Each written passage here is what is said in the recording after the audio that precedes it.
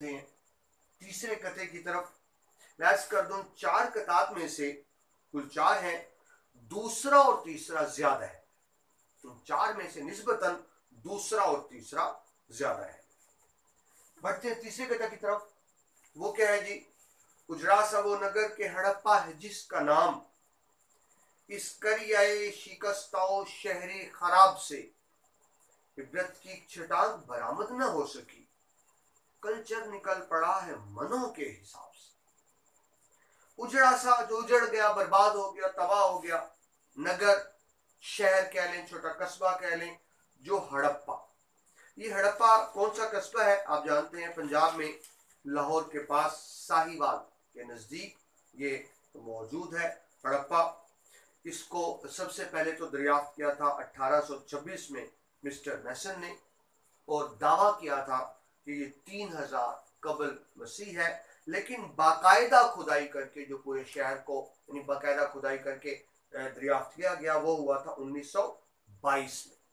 और जब तहकीक की गई तो पता चला कि ये शहर हड़प्पा 5000 साल कबल मसीह आबाद हुआ था, लेकिन बावजूद 2500 साल यानी 2500 साल कबल मसीह तबाहो बर्बाद हो गया।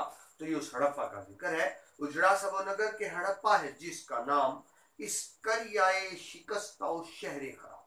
करिया गांव यानी छोटा सा शहर, शिकस्ता जो टूट फूट का शिकार हो गया, शहर खराब जो बर्बाद हो गया, तबाह हो गया। ये वो शहर है जो बर्बाद हो चुका, तबाह हो चुका, लेकिन सिर्फ खंडरात बाकी हैं, जिससे अंदाजा किया जा सकता है कि अपने वक्त में यह अजीमुशान शहर होगा। इस करियाए शिकस्ताओ शहर खराब से इबरत की छटांग बरामद ना हो सके। मजाही अंदाज देखिए, इबरत को आप तोल तो नहीं सकते ना, कितने पाव कितने किलो है, लेकिन यह शायद ने मजाही अंदाज अपनाया है। छटांग बहुत थोड़ा होता है, यानी हमने थोड़ी सी भी इबरत हासिल नहीं की। अजीजुल में रखें, जो पुराने मकामात होते हैं क्या होते हैं? इसलिए होते हैं कि इनसे इबरत हासिल की जाए, मगर हमने इससे इबरत हासिल नहीं की। और क्या किया? कल्चर निकल पड़ा है मनों के हिसाब से। कल्चर क्या? हमने इसको तहजीब बना लिया, इसको सकाफत बना लिया, इसको घूमने फिरने की जगह बना लिया, पिकनिक पॉइंट बना लिया। लोग हड़प्पा जाते हैं, चलें जी जरा आउटिंग भी हो जाएगी, जाएंगे, खेले कूदेंगे, क्रिकेट मैच खेलेंगे और बारबेक्यू भी करेंगे।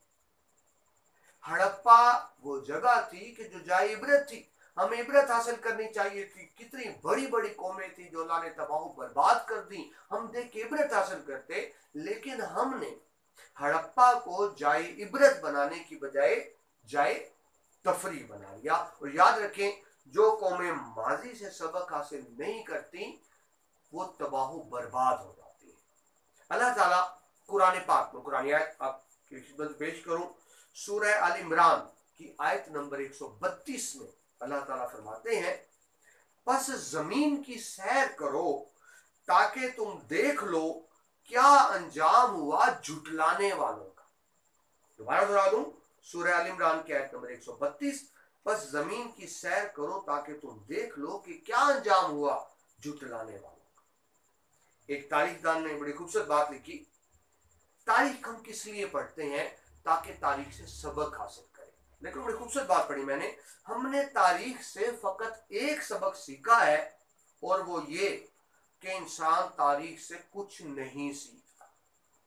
यही सबसे बड़ा सबक है तारीख का। तो दोबारा अर्ज कर दूं, ये जगह तो ऐसी थी कि हम इबरत हासिल करते। अगर मैं हदीस पाक का वाला दूं, अक्सर ऐसा होता था गज़वात में, नबी पाक सल्लल्लाहु अलैहि वसल्लम जब वापस आते थे या जाते हुए रास्ते में कोई ऐसा मकाम होता जहां अजाब आया होता था अल्लाह का, तो आप फरमाते कि इस मकाम से तेजी से गुजरो, इस्तगफार करते गुजरो और पीछे मुड़कर ना देखो। मतलब क्या था?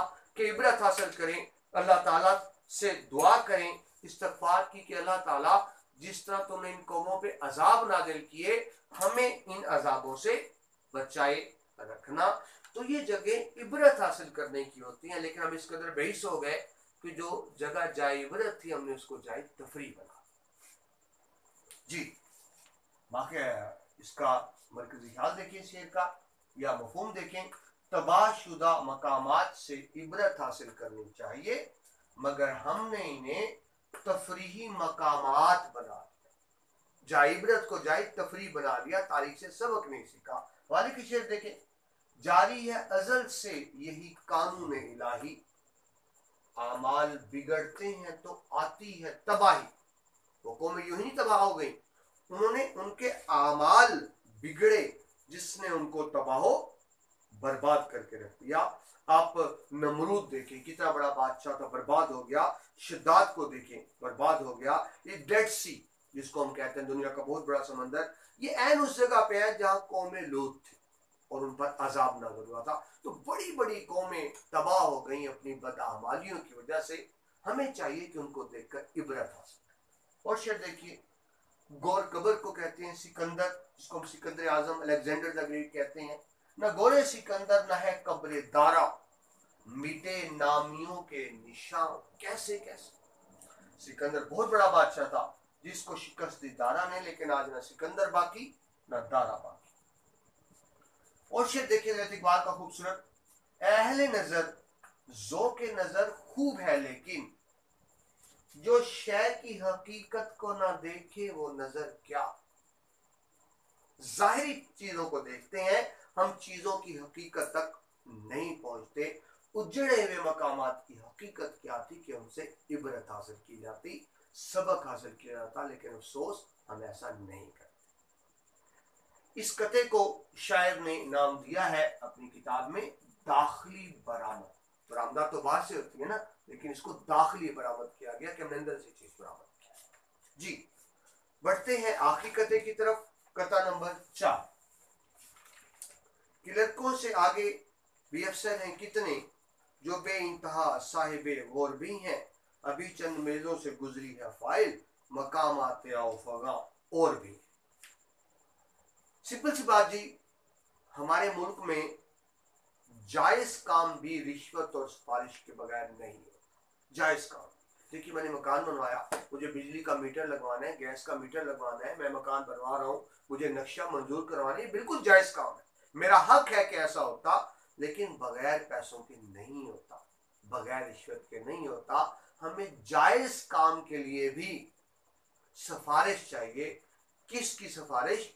हजरत बाबाए कौम हजरत कायद आज़म की सिफारिश, जो नोट पे प्रिंट होती है। हमें उस कागज की सिफारिश चाहिए जिस पे कायद आज़म की तस्वीर प्रिंट हो, यानी करेंसी नोट की बात कर रहा हूँ। जायज काम भी नहीं है। हुकूमत ने एंटी करप्शन महकमा बनाया करप्शन को रोकने के लिए, लेकिन क्या हुआ, करप्शन का रेट बढ़ गया। जहाँ पहले 4 लोग रिश्वत लेते थे, अब एंटी करप्शन महकमा बना तो अब वो 4 की बजाय 5 लोग रिश्वत लेने लगे, रेट बढ़ गया।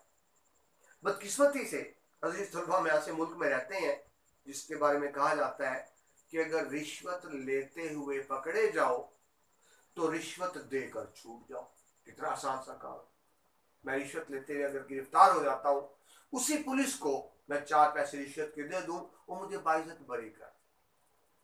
तो जहां कोई अकाउंटेबिलिटी ना हो, एहतसाब ना हो, कोई पूछने बताने वाला ना हो, तो रिश्वत सिफारिश आम हो जाती है। उसी वाले से ये कहता है कि लड़कों से आगे भी अफसर है।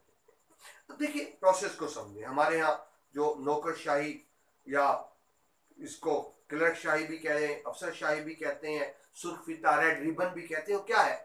सर मैंने मीटर लगवाना है तो पहले मैं दरखास्त फाइल जमा करवाऊंगा, पहले क्लर्क साइन करेगा, चेक करने के बाद फिर हेड क्लर्क साइन करेगा, फिर सुपरिटेंडेंट साइन करेगा, फिर असिस्टेंट डायरेक्टर, फिर डायरेक्टर, और फिर जाकर फाइल मंजूर होगी। अब मैं ये समझ रहा हूँ कि क्लर्क को मैंने 4 पैसे दे दिए तो क्लर्क ने फाइल साइन कर दी और मामला, जिसको कहते हैं ना फाइल को पहिए लगाना, पहिए लगा दिए।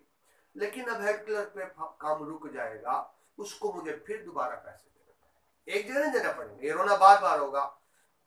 अगर पैसे नहीं दूंगा तो क्या करेगा, उस पर कई ऑब्जेक्शन एतराज लगा, और एतराज भी ऐसे ऐसे लगाएगा कि बंदा दूर करते करते मर जाए, एतराज दूर ना हो। हाँ, फाइल को पहिए लगा दें तो फौरन साइन हो जाएंगे, हेड क्लर्क को पैसे दे दिए, वहां से काम हो गया। अब आगे सुप्रीटेंडेंट के पास फाइल रुक गई, वहां भी पैसे देने पड़ेंगे। यानी जितने लोगों ने सिग्नेचर करने हैं, जितने लोगों ने फाइल चेक करनी है, हर जगह पे पैसे देने पड़ेंगे, तब काम होगा।